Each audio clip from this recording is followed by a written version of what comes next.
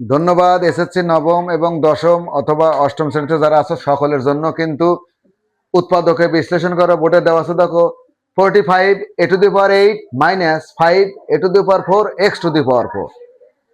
তাহলে উৎপাদক অঙ্কটা আমরা কিভাবে করতে পারি? দেখো, এই a⁴ এখানে কিন্তু আছে, তাহলে আমরা যদি কমন নেই, এই 5টাও এখানে আছে, তাহলে আমরা কমন নিতে পারি কি 5 a⁴।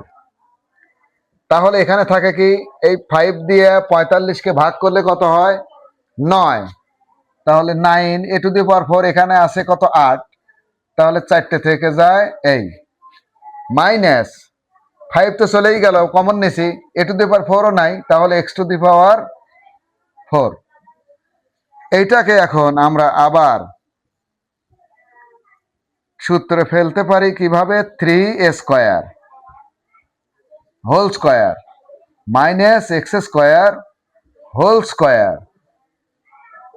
এটা কিন্তু দেখো এ আর এটা বি, তাহলে a² মাইনাস b² এর সূত্রটা কি? a² মাইনাস b² এর সূত্রটা হলো a plus b into a minus B.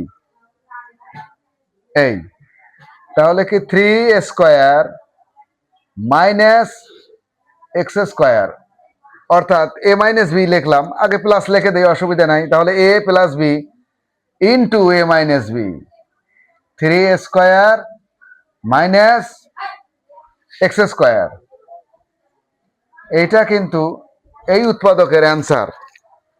আবারও দেখো 45 a⁴ মাইনাস 5 a⁴ x⁴। উৎপাদকের বিশ্লেষণটা কেমন? 5 a⁴ আমি কমন নিয়ে নিছি, এইটা কিন্তু এর ভিতরেও আছে, তাহলে 5 a⁴ কমন নিছি। 5 দিয়ে 45কে ভাগ করলে 9, a⁴ দিয়ে a⁴ ভাগ করলে a⁴ মাইনাস, এটা তো নিয়েই নিছি, তাহলে x⁴। এটাকে 3 3কে 9 আর a⁴ x এর উপর স্কোয়ার, তার উপর হোল স্কোয়ার, অর্থাৎ x⁴।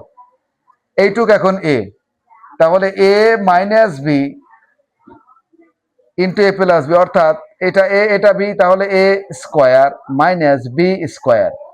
তাহলে দেখো a plus b into a minus b, এটাই কিন্তু অ্যান্সার। ধন্যবাদ।